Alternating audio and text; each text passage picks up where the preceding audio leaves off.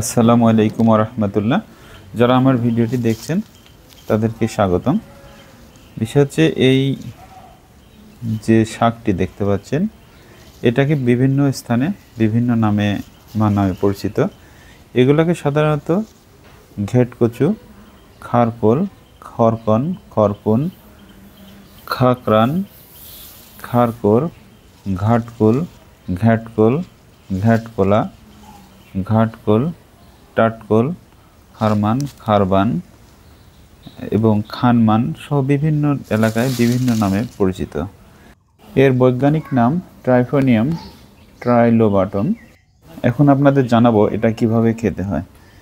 এটা সাধারণত কাণ্ড সহ কুচি কুচি করে কেটে রসুন, পেঁয়াজ, তেল দিয়ে ভেজে এটি ভর্তা করে খাওয়া যায়।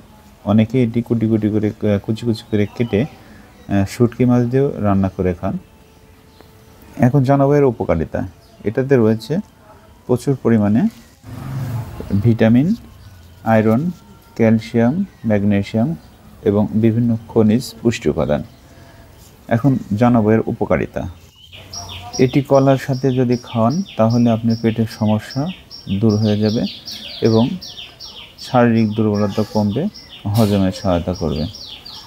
এটি হাড়ের ক্ষয় রোধ করবে, মুখে রুচি আনবে, অরুচি দূর করবে এবং শরীরের ব্যথা কমায় দেবে। ত্বকের প্রাকৃতিকভাবে উজ্জ্বলতা বৃদ্ধি করবে। এছাড়া উপজাতিরা গরুর শরীরে যদি কোনো রকমের কোনো ঘা হয় তাহলে এগুলোর মূল বা শিকড় পরিষ্কার করে বেটে সেখানে পেস্ট করে লাগিয়ে দেন। এতে অনেক উপকারিতা আছে।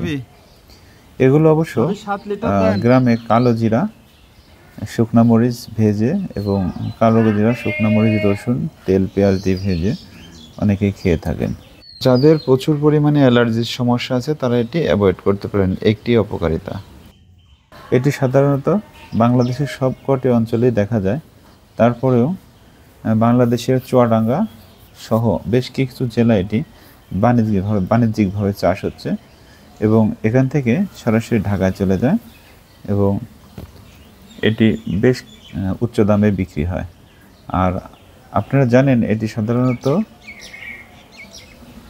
এপ্রিল মে মাসে এগুলো প্রচুর পরিমাণে দেখা যায়। আর এর ফুলগুলো হয় কলমের মতো এবং লাল। এই যে আপনারা ফুল দেখতে পাচ্ছেন, খুবই সুন্দর ফুল হয় এবং ফুলের মাঝখানে একটি দ্বন্দ্ব থাকে যেটি কলমের মতো। আজকের মতো এখানেই রাখবো। আসসালামু আলাইকুম রহমতুল্লাহ।